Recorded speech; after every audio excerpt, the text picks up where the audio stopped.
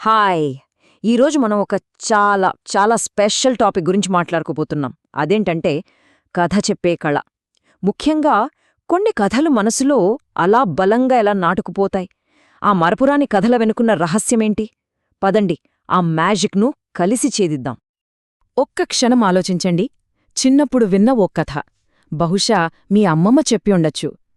ఇప్పటికీ, అక్షరాలా ఇప్పటికీ అది మీ మనసులో ఎంత తాజాగా ఉందో కదా! స్కూల్లో చదివిన లెక్కలు, సైన్స్ ఫార్ములాలు ఎన్నో మర్చిపోయుంటాం. కాని ఆ ఒక్క కథ మాత్రం నిన్న విన్నట్టే ఉంటుంది. ఎలా? ఎలా సాధ్యమిది? ఆ కథలో ఏముంది అంత స్పెషల్? అదేంటో తెలుసుకుందాం. మీకు ఆశ్చర్యంగా ఉండొచ్చు. కానీ ఆ సీక్రెట్ ఎక్కడో పెద్ద పెద్ద హాలీవుడ్ స్క్రిప్ట్లలోనో బెస్ట్సెల్లర్ పుస్తకాలలోనో లేదు. అసలైన రహస్యం మన ఇళ్లల్లో, మన అమ్మమ్మల వంటగదుల్లో దాగుంది. అవును, మీరు విన్నది నిజమే. వాళ్లు వంటల్లో రుచిని పంచినట్టే కథల్లో ప్రేమను పంచుతారు. ఆ ప్రేమలోనే ఉంది అసలైన మ్యాజిక్. సో దీన్నే మనం సింపుల్గా పార్టీ స్టోరీ టెల్లింగ్ మెథడ్ అని పిలుద్దాం.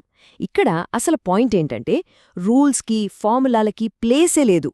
ఉన్నదల్లా ఒక్కటే ఎమోషన్, ఫీల్. కథలో ఎన్ని ట్విస్ట్లున్నాయన్నది ఇక్కడ మ్యాటర్ కాదు. ఆ కథ మనసును ఎంతలా తాకింది అన్నదే ముఖ్యం. ఈ రెండింటి మధ్య తేడా చూస్తే మనకే క్లియర్గా అర్థమైపోతుంది. చూడండి, ఒకవైపు హాలీవుడ్, కోట్లకు కోట్లు బడ్జెట్ కావాలి. మరోవైపు మనపాటి కథలు, బడ్జెట్ జీరో, పెట్టుబడి అంతా ప్రేమే. ఒకటి జనాలందరి కోసం, మాస్ ఆడియన్స్ కోసం. ఇంకొకటి మన ఒక్కరితో ఒక పర్సనల్ కనెక్షన్ కోసం.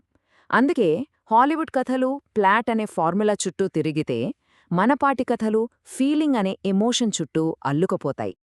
అసలీ కథల్లో ఏముందని మనల్ని అంతలా కట్టిపడేస్తాయి? ఎందుకంటే ఆ కథలు వింటున్నప్పుడు మనం టైం ట్రావెల్ చేస్తాం. ఒక్కసారిగా మన చిన్ననాటి రోజుల్లోకి, ఆ వెచ్చటి జ్ఞాపకాల్లోకి వెళ్ళిపోతాం కదా. ఆ కథ వింటున్నంతసేపు మనం శ్రోతలం కాదు, మనం మళ్ళీ ఆ చిన్నపిల్లలమైపోతాం. ఈ వాక్యం చూడండి, ఎంత పవర్ఫుల్గా ఉందో. ఈ కథలు జస్ట్ టైంపాస్ కోసం చెప్పేవి కానే కావు. ఇవి మన ఆస్తి, మన తాత ముత్తాతలు మనకిచ్చిన అమూల్యమైన బహుమతి. తరతరాలుగా చేతులు మారుతున్న ఓ విలువైన వారసత్వ సంపద అనమాట.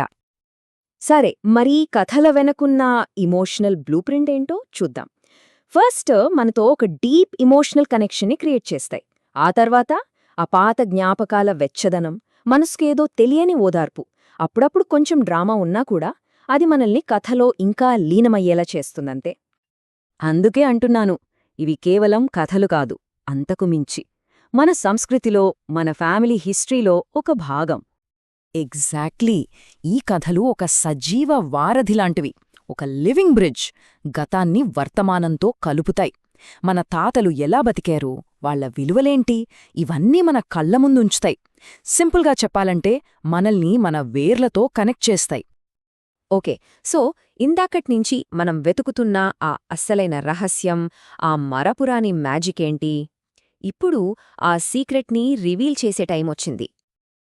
ఆ సీక్రెట్ కథలో లేదు. ఆ సీక్రెట్ చెప్పేవాళ్లకి, వినేవాళ్లకి మధ్య ఉన్న బంధంలో ఉంది. ఆ బాండింగ్లో ఉంది.